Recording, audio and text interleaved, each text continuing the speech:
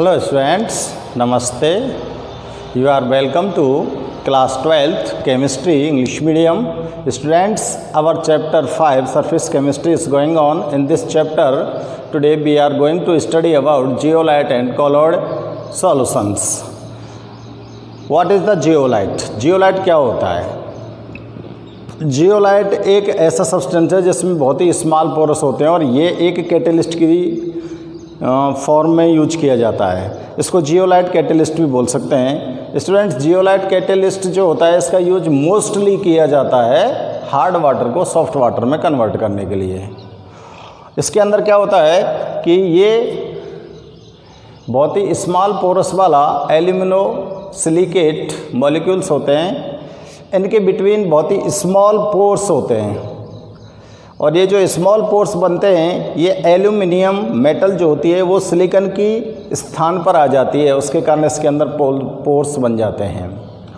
ये जो minute pores बनते हैं इन मिनट पोर्स के अंदर वाटर मॉलिक्यूल फिल हो जाते हैं। मिनट पोर्स में क्या हो जाते हैं? वाटर मॉलिक्यूल फिल हो जाते हैं और ये वाटर मॉलिक्यूल फिल होने के बाद जब आप इस जियोलाइट को वैक्यूम में हीट करोगे तो ये उन वाटर मॉलिक्यूल्स को रिलीज करता है और रिएक्टेंट के मॉलिक्यूल्स को उन पोर्स के अंदर एडजस्ट कर लेता है।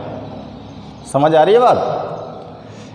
जियोलाइट में क्या होता है? स्मॉल पोर्स होते हैं, एल्यूमिनो सिलिकेट्स मॉलिक्यूल होते हैं। ये स्मॉल पोर्स किसकी वजह से होते हैं? इसके अंदर एल्यूमिनियम और सिलिकॉन दोनों पाई जाती हैं, तो एल्यूमिनियम मेटल जो होती है वो सिलिकॉन की जगह पर आ जाती है, जिसके कारण इसमें स्मॉल पोर्स बन जाते हैं। और जब आप इसका यूज़ हार्ड वाटर को सॉफ्ट वाटर करने में करते हैं तो जैसे ही आप वाटर को अप्लाई करेंगे जियोलाइट के अंदर तो जो भी स्मॉल पोर्स हैं उनके बिटवीन वाटर मॉलिक्यूल्स आ जाते हैं। ये वाटर मॉलिक्यूल्स आ गए। अब इस जियोलाइट को आप वैक्यूम में क्या करोगे? हीट करोगे। जैसे ही आप वैक्यूम में इसको हीट करोगे तो ये वाटर मॉलिक्यूल्स को लूज करेगा और रिएक्टेंट्स जो होते हैं उनको अपने इन स्मॉल पोर्स के अंदर एडजस्ट कर लेता है। ठीक है ना स्टूडेंट्स? जियोलाइट जो होता है वो एक सेलेक्टिव कैटलिस्ट भी माना जाता है।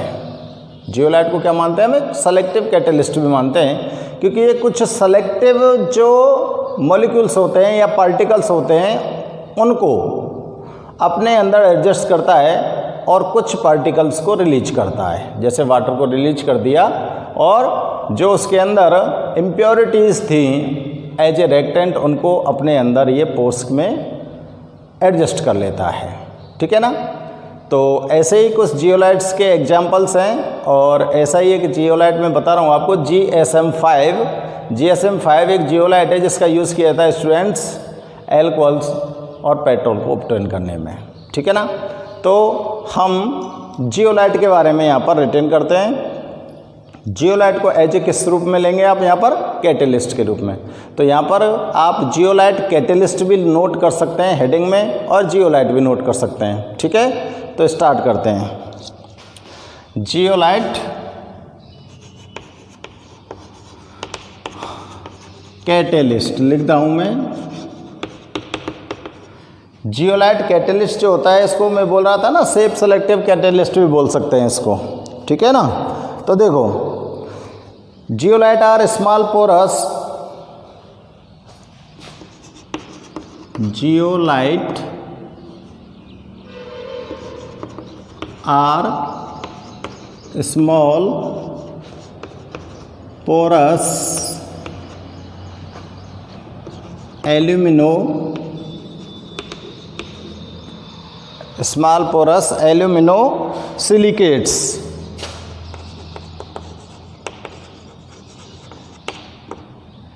ठीक है, ये क्या होते हैं? एक एल्यूमिनो सिलिकेट होता है जिसके अंदर बहुत ही स्मॉल पोर्स इसके बिटवीन प्रेजेंट होते हैं। ठीक है ना? तो स्टूडेंट्स देखो, it is used to convert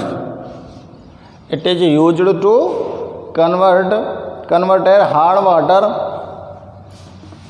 converted hard water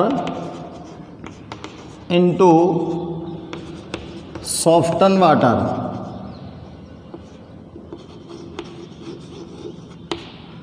by soften water by ion exchange. Ion exchange के द्वारा ये क्या करता है, हार्ड वाटर को सॉफ्ट वाटर में कन्वर्ट कर देता है। ठीक है ना। ये जो वाटर मॉलिक्यूल्स हैं ये इनके पोर्स के बिटवीन भर जाते हैं। देखो कैसे करता है, मैं इसको थोड़ा सा यहाँ पर आपको एक्सप्लेन कर देता हूँ, लिख देता हूँ। चलो, water molecules are filled in these pores. Water molecules are filled in these pores। इन पोर्स के अंदर क्या वाटर मॉलिक्यूल क्या हो जाते हैं स्टूडेंट्स, फिल हो जाते हैं। इसके अंदर जो पोर्स हैं उसमें वाटर मॉलिक्यूल आ गए। ठीक है ना। Then they are called hydrate zeolite. Then they are called hydrated zeolite. जब वाटर मॉलिक्यूल इसके अंदर फिल हो गए तो ये इसको क्या बोल सकते हो आप, हाइड्रेटेड जियोलाइट बोल सकते हैं आराम से। ठीक है ना। They have been use to convert hard water into soft water. और इनका यूज़ किस में होता है, हार्ड वाटर को सॉफ्ट वाटर में कन्वर्ट करने में होता है स्टूडेंट्स। ठीक है ना। कौन से मेथड द्वारा, बाय आयन एक्सचेंज द्वारा। When zeolite is heated in vacuum, when zeolite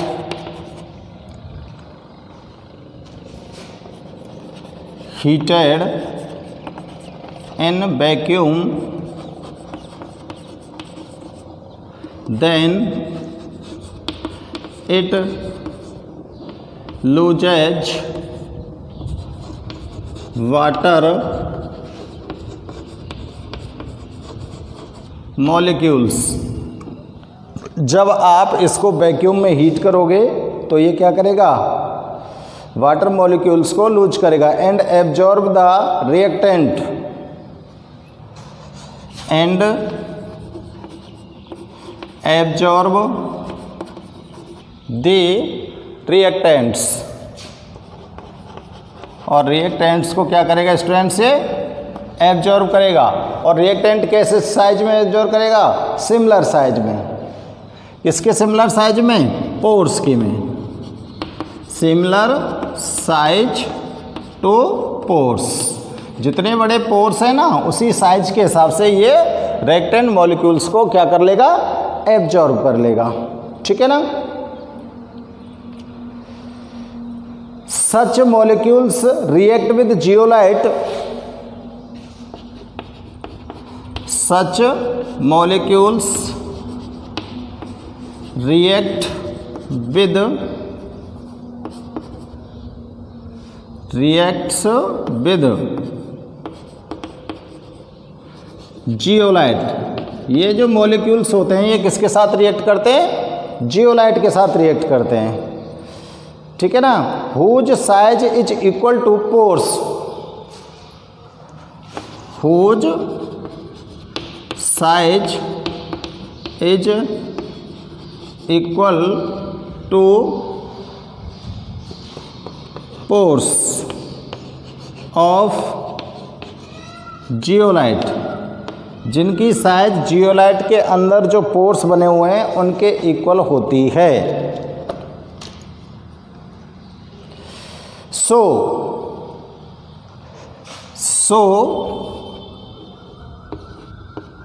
zeolite called shape selective catalyst. इसीलिए जियोलाइट को सेप सेलेक्टिव कैटेलिस्ट भी बोला जाता है। यहाँ पर अब देखो सेप सेलेक्टिव कैटेलिस्ट क्यों बोला है, क्योंकि इसके अंदर जो पोर्स जितनी साइज में बने हुए हैं, ये रिएक्टेंट के मॉलिक्यूल्स के साइज उन्हीं पोर्स के जो इक्वल है उनको ही एब्जॉर्ब करेगा, बाकी को एब्जॉर्ब नहीं करेगा। समझ आ गई बात। यानी कि हार्ड वाटर के अंदर कैल्शियम और मैग्नीशियम के आयन प्रेजेंट होते हैं। कैल्शियम मैग्नीशियम आयन की तो इम्प्योरिटी हार्ड वाटर के अंदर होती है। अब इन आयंस का जो साइज है वो उतना ही है जितना कि जियोलाइट के पोर्स का होता है। तो जैसे आप वाटर को इसके अंदर अप्लाई करते हो तो कैल्शियम और मैग्नीशियम के जो आयन होते हैं वो जियोलाइट के बिटवीन जो पोर्स बने हुए हैं उन पोर्स के अंदर एडजस्ट हो जाते हैं और ये उस वाटर के अंदर से रिमूव हो जाते हैं। और जियोलाइट के बाद जो आपको वाटर ऑब्टेन होगा वो सॉफ्ट वाटर होगा, because this water is not contain calcium and magnesium ion. Okay students, ठीक है ना। नेक्स्ट देखते हैं जियोलाइट कैटेलिस्ट। नंबर 2 डालता हूँ मैं यहाँ पर, zeolite catalyst ZSM-5 zeolite catalyst है और उसका नाम है ZSM-5। Is used in the conversion of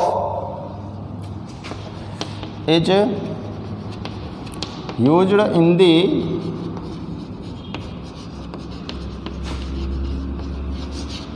conversion of alcohol into petrol, conversion of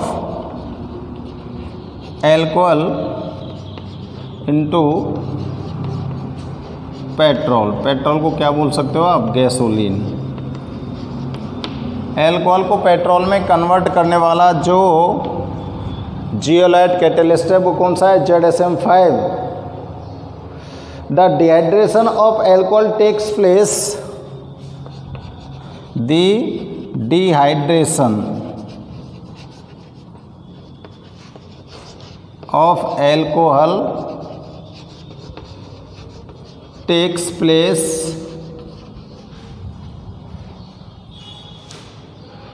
in pores of zeolite, in pores of zeolite and form a mixture of hydrocarbon, और एक hydrocarbon का mixture form होता है। ठीक है ना। अब देखो यहाँ पर आपको मैं कुछ जियोलाइट के एग्जाम्पल्स नोट कर देता हूँ। ठीक है ना, आप इसको ऊपर से नोट कर लीजिए। जियोलाइट के एग्जाम्पल्स नोट कर लेते हैं कुछ। देखो एग्जाम्पल, पहला है परम्यूटेट। जियोलाइट है ये, परम्यूटेट भी एक। इसका फॉर्मूला क्या होगा ये लिख देता हूं मैं।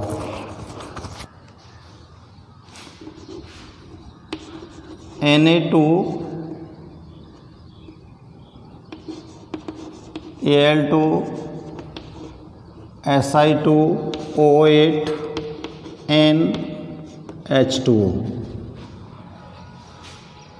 Na2Al2Si2O8 NH2O परम्यूटेट का सूत्र है ये। GSM-5 दूसरा क्या होता है, GSM-5। इसका फॉर्मूला भी लिख सकते हैं लेकिन लंबा होता है थोड़ा सा। और एक होता है आयरोनाइट,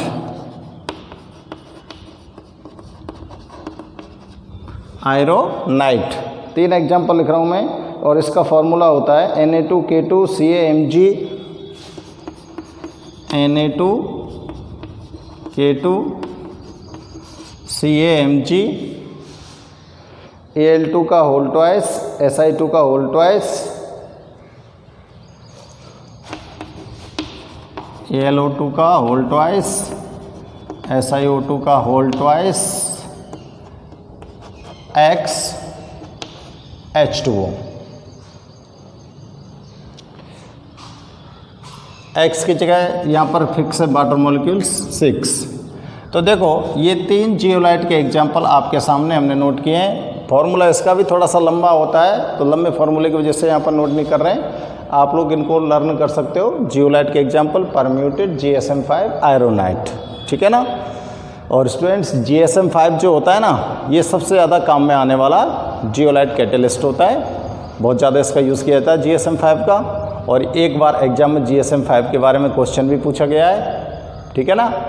और परम्यूटेड जो होता है इसका यूज़ किया जाता है स्टूडेंट्स वाटर को सॉफ्ट करने में। परम्यूटेड मेथड आपने प्रीवियस क्लास में स्टडी भी किया है और आपको पता है परम्यूटेड मेथड का यूज़ करते हैं हम हार्ड वाटर को सॉफ्ट वाटर में कन्वर्ट करने के लिए। GSM5 का यूज़ करते हैं हम एल्कोहल से पेट्रोल ऑब्टेन करने के लिए, ठीक है ना। गैसोलिन जो होता है प्लेन्स का पेट्रोल होता है, एरोप्लेन्स का। तो स्टूडेंट्स ये हो गया जियोलाइट के बारे में, क्लियर। अब हम नेक्स्ट टॉपिक की बात करते हैं और नेक्स्ट टॉपिक है हमारा कॉलोइडल या कॉलोइड।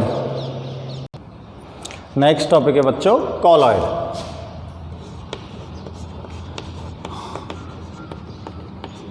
देखो कॉलोइड क्या होते हैं।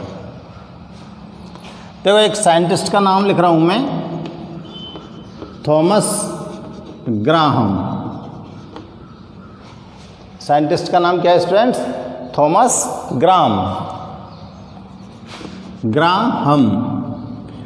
थॉमस ग्राहम नाम का ये जो साइंटिस्ट है, इस साइंटिस्ट ने बताया, इसने बताया कि गम और जिलेटिन जैसे जो सब्सटेंस होते हैं, गम होता है जिलेटिन होता है, जिलेटिन जैसे जो सब्सटेंस होते हैं, इन सब्सटेंस को हम दोनों प्रकार के जो सब्सटेंस है इनको हम जो एनिमल मेम्ब्रेन होती है उस एनिमल मेम्ब्रेन से डिफ्यूज नहीं कर सकते। थॉमस ग्राहम ने क्या बताया कि गम और जिलेटिन जैसे जो सब्सटेंस होते हैं उन सब्सटेंस को एनिमल मेम्ब्रेन से हम डिफ्यूज नहीं कर सकते, जबकि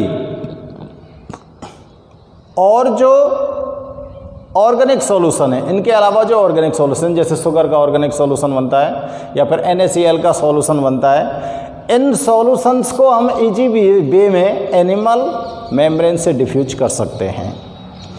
तो ऐसे सब्सटेंस जिनको एनिमल मेम्ब्रेन से डिफ्यूज नहीं कर सकते उनको क्या कहेंगे, और जिनको डिफ्यूज कर सकते हैं उनको क्या कहेंगे, इस चीज़ को कैटेगराइज किया थॉमस ग्राहम ने। समझ आ रही है बात? साइंटिस्ट का नाम क्या है? Thomas Graham. और थॉमस ग्राहम ने क्या बताया कि गम और जिलेटिन जैसे जो सब्सटेंस है उनको एनिमल मेम्ब्रेन से हम डिफ्यूज नहीं कर सकते। और इस बेसिस पर इस थॉमस ग्राहम ने जितने भी सब्सटेंस हैं उनको दो पार्ट में डिवाइड कर दिया। एक तो कॉलोइड और दूसरे होते हैं क्रिस्टेलॉइड। दो प्रकार के सब्सटेंस में डिवाइड कर दिया। पहला तो कौन सा है? कॉलोइड, और दूसरा क्या हो गया? क्रिस्टेलॉइड। स्टूडेंट्स कॉलोइड कौन से सब्जेक्ट हैं? सब्सटेंस हैं। Those substance which are not diffused with animal membrane, जो एनिमल मेम्ब्रेन से डिफ्यूज नहीं हो सकते उनको क्या बोला थॉमस ग्राहम ने? कॉलोइड सब्सटेंस बोला।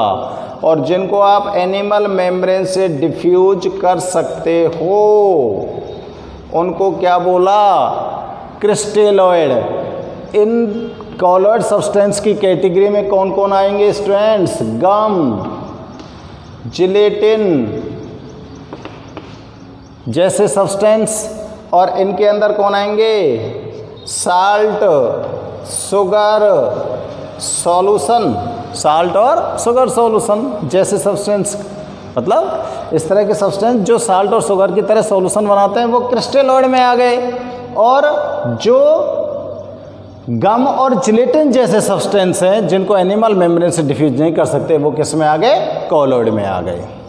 ठीक है, तो नोट करें कॉलॉइड क्या होते हैं, किसने डिस्कवर किया या किसने डिफाइन किया?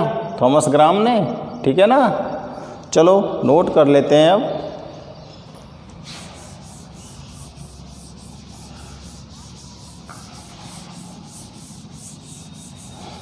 तो स्टूडेंट्स नोट करना स्टार्ट करते हैं। Thomas Graham found that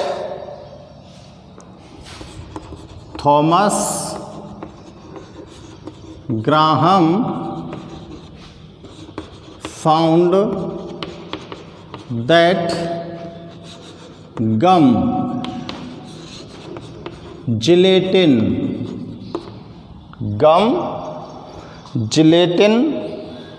gelatin में एक ही एल आएगा, जिलेटिन आर नॉट डिफ्यूज्ड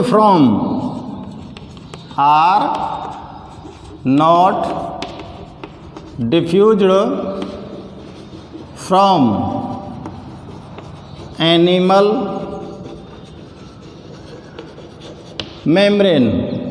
इन दोनों सब्सटेंस को एनिमल मेम्ब्रेन से डिफ्यूज नहीं किया जा सकता। while aqueous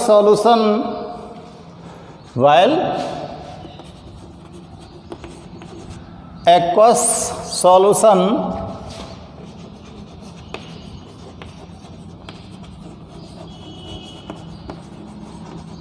of salt and sugar are diffused easily। Aqua solution salt और शुगर के को आप आसानी से डिफ्यूज कर सकते हो। He was classified the substance in 2 classes। He was classified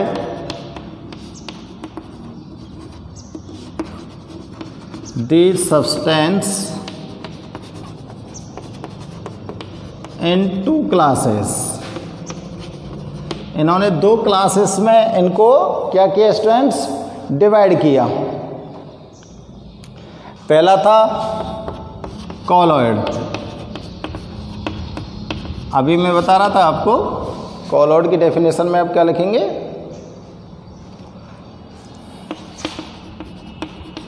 those substance which are not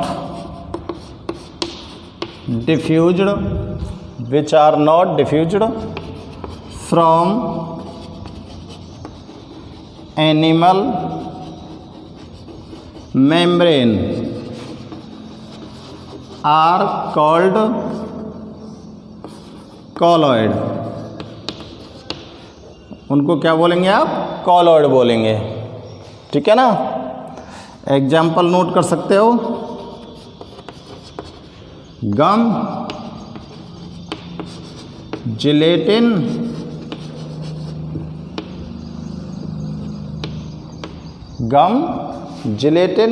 और स्टार्च।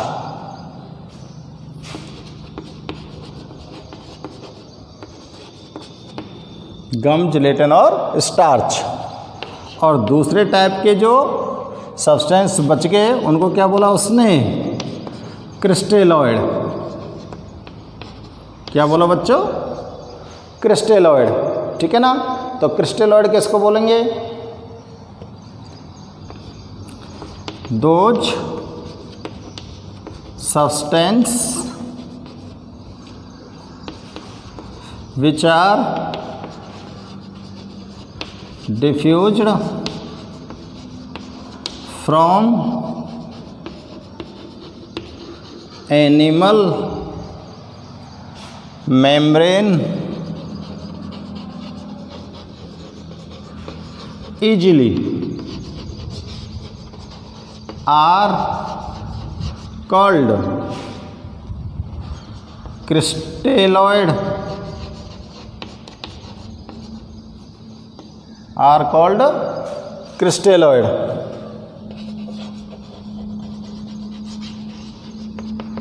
एग्जाम्पल नोट कर सकते हो, एक्वस सॉल्यूशन ऑफ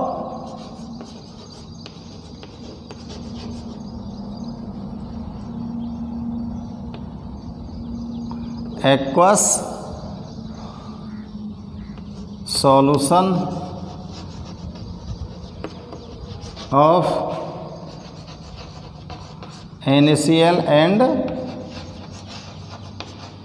शुगर। तो ये कॉलॉइड और क्रिस्टेलॉइड सब्सटेंस को एक्सप्लेन किया है थॉमस ग्राम नाम के साइंटिस्ट ने। ठीक है स्टूडेंट्स, अब देखिए यहाँ पर जो कॉलॉइड सब्सटेंस हैं, चेक करो थोड़ा सा। कॉलॉइड सब्सटेंस हैं, उनके अंदर जो पार्टिकल्स हैं उनकी साइज और शेप क्रिस्टेलॉइड सब्सटेंस से डिफरेंस है कि नहीं डिफरेंस। कॉलॉइड जो सब्सटेंस हैं इनमें जो पार्टिकल्स प्रेजेंट होते हैं उनमें एक दूसरे के बिटवीन अट्रैक्शन ज़्यादा है, बजाय किसके, क्रिस्टेलॉइड के, ज़्यादा है ना।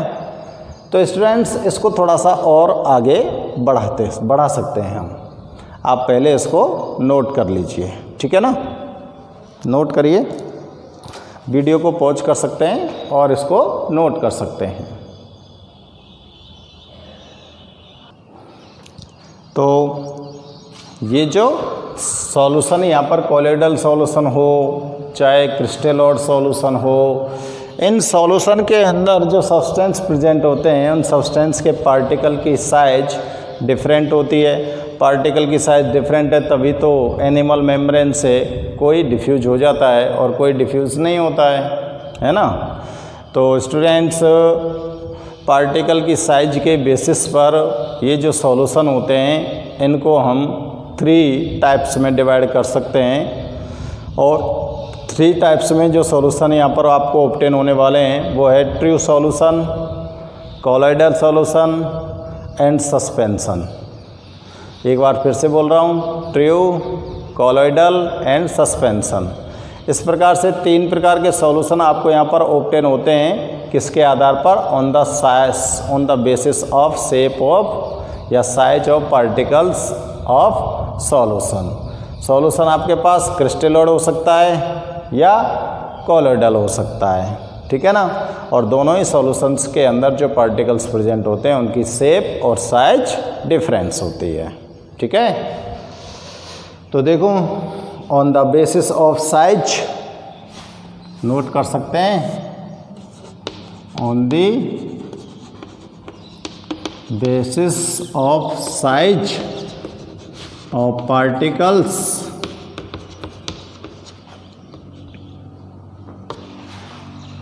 solution can be divided in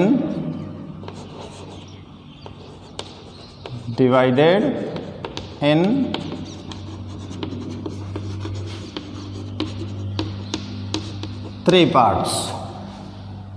solution can be divided in 3 parts, ठीक है ना।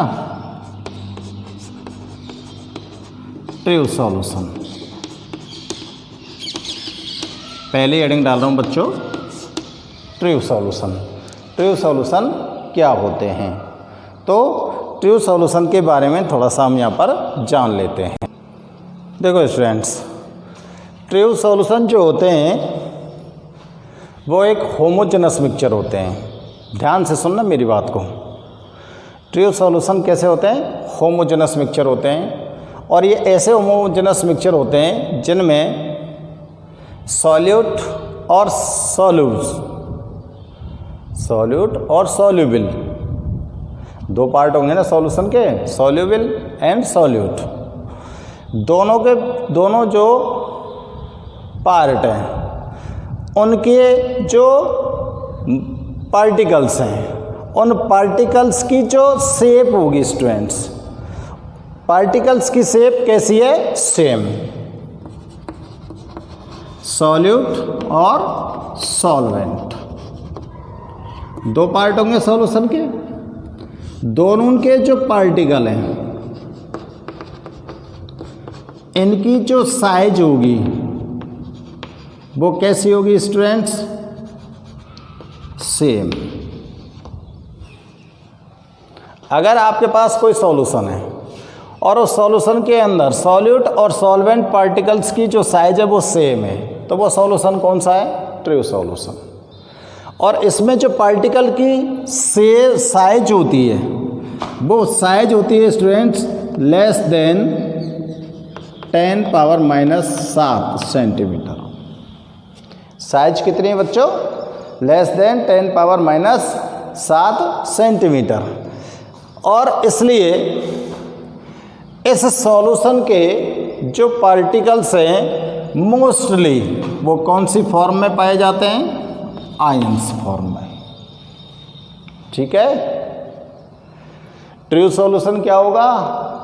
ऐसे सॉल्यूशन जिसमें सॉल्यूट और सॉल्वेंट के जो पार्टिकल्स हैं उनकी साइज सेम होती है, और इनकी साइज सेम होती है, और इनकी साइज कितनी बड़ी हो सकती है? लेस देन 10⁻⁷ सेंटीमीटर, इतनी बड़ी साइज होती है। ठीक है ना। तो ये ट्रू सॉल्यूशन होते हैं। और इनके अंदर, ऐसे सॉल्यूशन के अंदर जो इनके ये जो पार्टिकल्स हैं वो किस फॉर्म में प्रेजेंट होते हैं? या तो आयंस फॉर्म में होते हैं या मॉलिक्यूल फॉर्म में होते हैं। तो ऐसे सॉल्यूशन ट्रू सॉल्यूशन कहलाते हैं। ठीक है, ध्यान में आ गया? नोट कर दें। चलो ट्रू सॉल्यूशन को डिफाइन करते हैं। तो देखो भाई, it is a homogeneous mixture. It is a homogeneous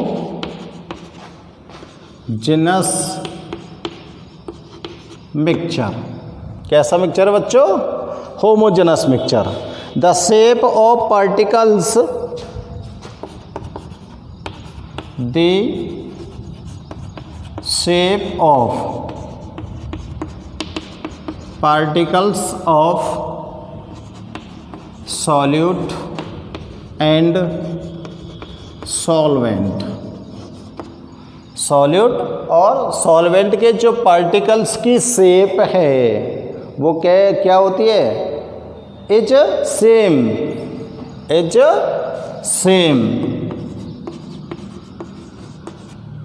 In this solution,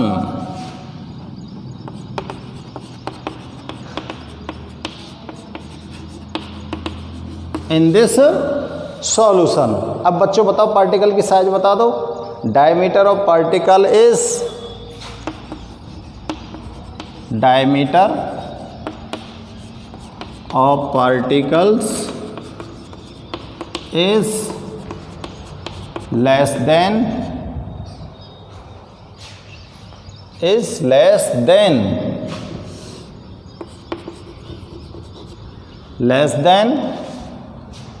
10⁻⁷ centimetre. ठीक है।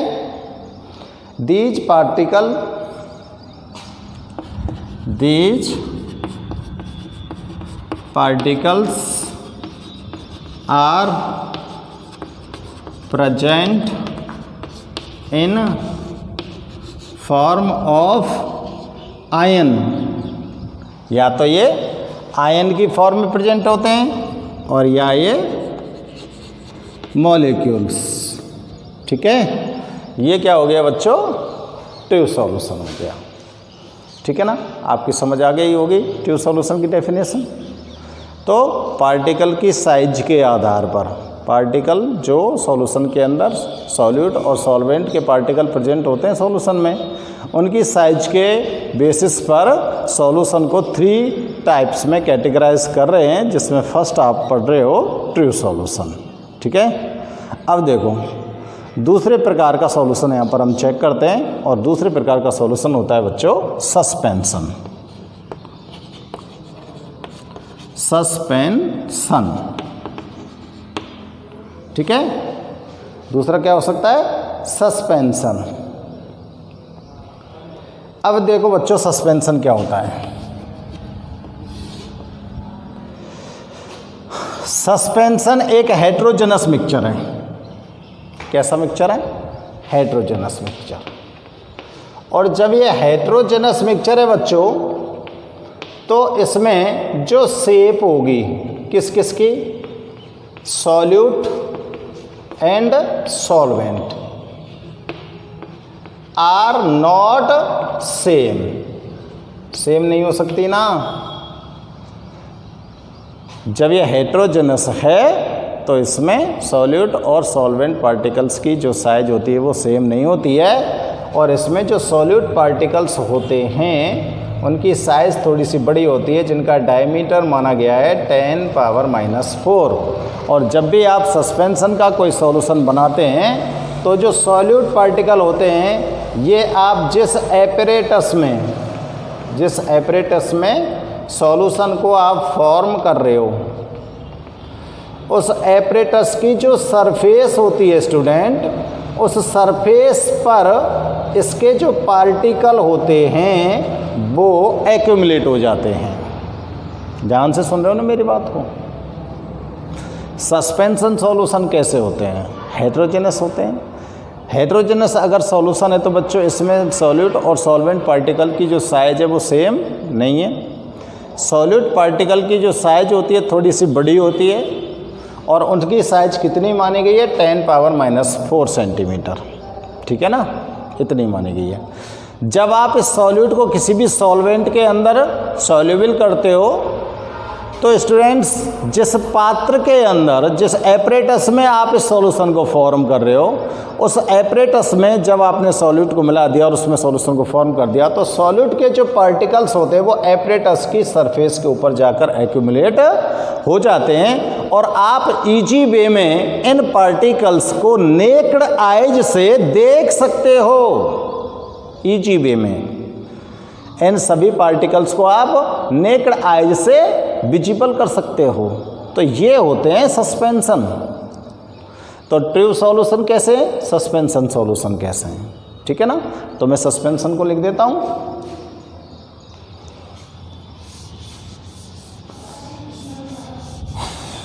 ठीक है, नोट कर दें। It is a heterogeneous mixture.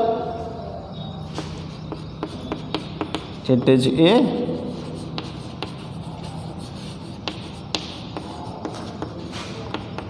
heterogeneous mixture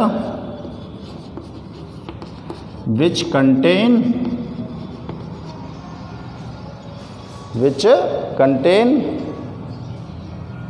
large insoluble particle।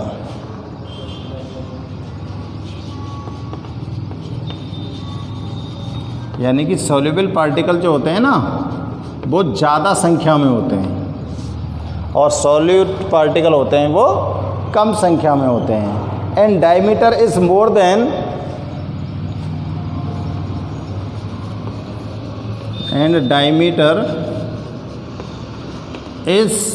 Then कितना बताया था? 10⁻⁴ सेंटीमीटर से भी अधिक होता है इनका डायमीटर, ठीक है ना। दीज पार्टिकल्स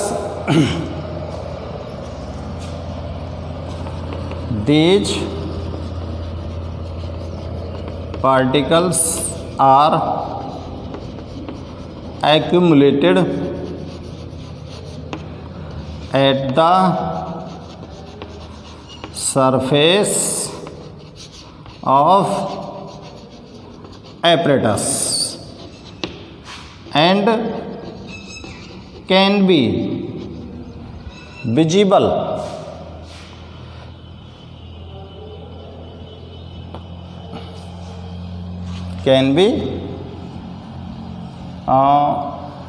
चलो यहाँ एक चीज़ और लिख देता हूँ मैं। Due to gravitational force,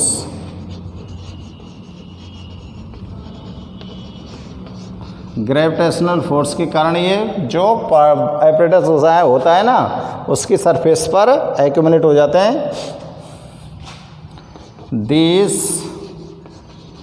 particles can be seen by necked eyes. In particles को आप नेक्ड आइज से देख सकते हो। तो स्टूडेंट्स आपने सस्पेंशन सॉल्यूशन जो होता है उसको भी हमने यहाँ पर डिफाइन कर लिया है, ठीक है ना। तो बच्चों आप ढंग से दोनों डेफिनेशंस को देखो और आप दोनों डेफिनेशंस को देखने के बाद ये चेक कीजिए कि दोनों में क्या डिफरेंस है, ठीक है ना। आराम से आपको डेफिनेशन लर्न हो जाएगी। ओके बच्चों, सॉल्यूशन हो रहा है उसको भी मैंने यहाँ पर नोट कर देता हूँ। कॉलॉइडल सॉल्यूशन,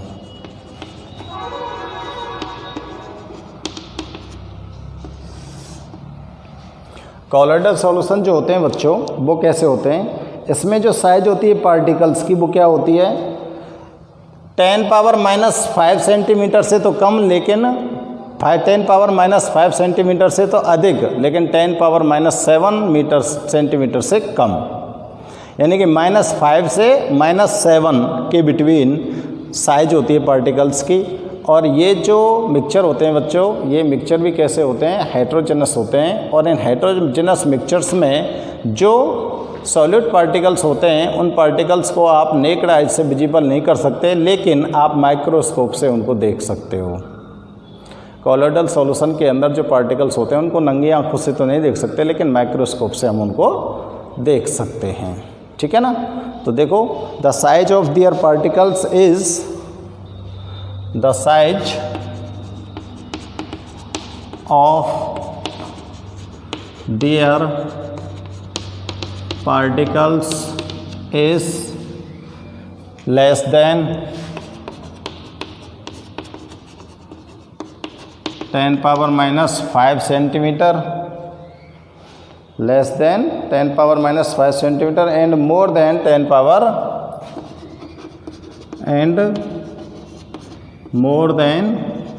10⁻⁻7 सेंटीमीटर, ठीक है ना। -5 सेंटीमीटर से तो कम, लेकिन -7 से ज़्यादा। These particle can not be seen by naked eyes. These particles can not be seen, can not be seen by naked eyes, but can be seen by microscope। लेकिन microscope से आप इनको देख सकते हो, ठीक है। नंगी आंखों से तो नहीं देख सकते, लेकिन किससे देख सकते हैं, माइक्रोस्कोप से। दीज हेट्रोजेनस मिक्सचर, ये भी कैसे मिक्सचर है, हेट्रोजेनस।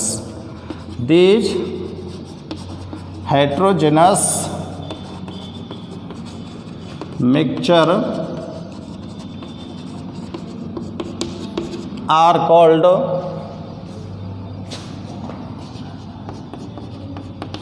colloidal solution। ठीक है भाई, हो गया आपका कॉलॉइडल सॉल्यूशन। तो स्टूडेंट्स आपने आज पार्टिकल्स की साइज के बेसिस पर सॉल्यूशन को डिवाइड किया 3 पार्ट में, ट्रू सॉल्यूशन, सस्पेंशन और कॉलॉइडल सॉल्यूशन, ठीक है ना। First of all Thomas Graham ने सब्सटेंस को क्लासिफाइड किया। थॉमस ग्राम ने बताया कितने टाइप का, 2 टाइप का, कॉलॉइड और क्रिस्टलोइड। वो किसके बेसिस पे बताया, वो भी इनकी साइज के बेसिस पे ही है, यानी कि जिसको डिफ्यूज किया जा सकता है या डिफ्यूज नहीं किया जा सकता। Those substance which are diffused from animal membrane are called crystalloid substance, and those are not diffused from animal membrane are called colloid substances. तो थॉमस ग्राम ने इनको डिवाइड किया, और थॉमस ग्राम ने डिवाइड करने के बाद फिर आगे ये जो सॉल्यूशंस होते हैं। इन सॉल्यूशंस में जो पार्टिकल की साइज होती है, उस पार्टिकल की साइज के बेसिस पर इनको 3 टाइप्स में डिवाइड किया स्टूडेंट्स, और वो 3 टाइप्स थे true solution, suspension and colloidal solution. Clear? तो आज आपने इन सभी सॉल्यूशंस को यहाँ पर स्टडी किया है। तो स्टूडेंट्स वीडियो अच्छा लगे तो इसको लाइक करो और कमेंट्स करो, और आज के इस वीडियो को यहीं पर समाप्त करते हैं। नेक्स्ट वीडियो में आपको नेक्स्ट टॉपिक के साथ फिर से पढ़ाएंगे। Okay students.